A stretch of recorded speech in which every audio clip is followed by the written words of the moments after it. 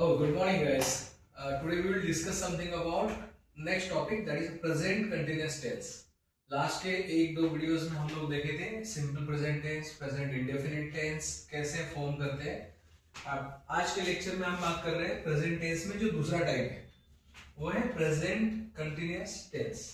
ये present continuous tense कोई भी एक्शन अगर चल रही है, गोइंग ऑन है, तो हम उसे कहते हैं जारी है, चल रही है, हो रहा है।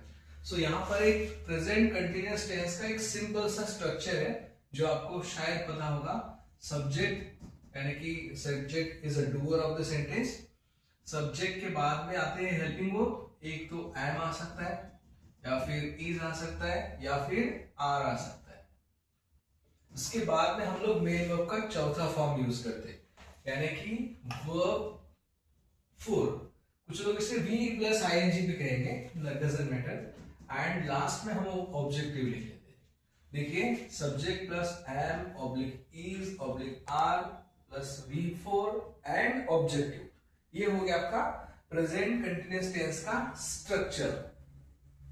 अब ये कैसे काम करता है? जैसे सब्जेक्ट मैंने बोला कि नाउन और प्रोनाउन कैन बी एनीथिंग। यहां पर सपोज मैंने एक प्रोनाउन लिया जैसे आई, तो मुझे एम इज आर में से एक को सिलेक्ट करना है। तो एम के साथ हेल्पिंग वर्ब आना चाहिए इज, एम। फिर यहां पे हम लोग आते हैं मेन वर्ब के आईएनजी फॉर्म में, am reading, read plus ING. देखिए मैंने आईएनजी ऐड किया यहाँ पे, ये वी प्लस आईएनजी या V four. I am reading a book.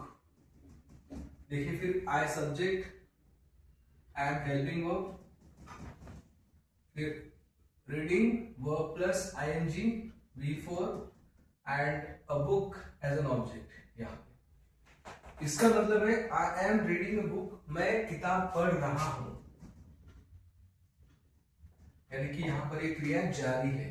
कोई भी क्रिया अगर ऑन गोइंग है, कंटिन्यू है, बतानी है आपको, तो हमें वर्ब के साथ ing को प्ले करना है।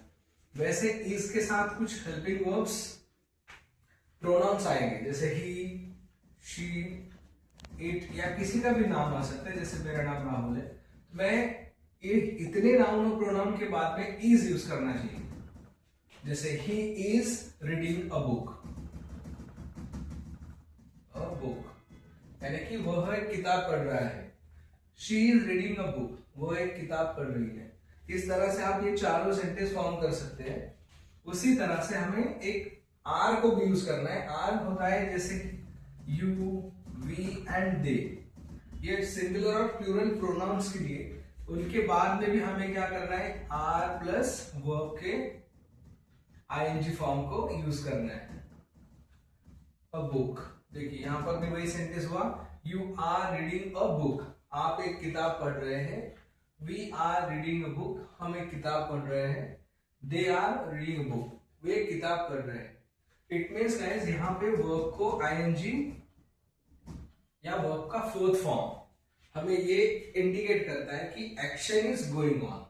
यानी कि इस टेंस में जब भी आपको ध्यान में रखना है कि आईएनजी फॉर्म जो है वो चौथा फॉर्म है, और उससे हमें रहा है, रही है, रहे हैं या रहा हूं, यानी कि ऑन गोइंग प्रोसेस है, वो बताना होता है, राइट। अगर इसमें कुछ भी डाउट रहेगा तो डेफिनेटली आप मुझे बताइए, I am ready to help you guys. Thanks for watching this video.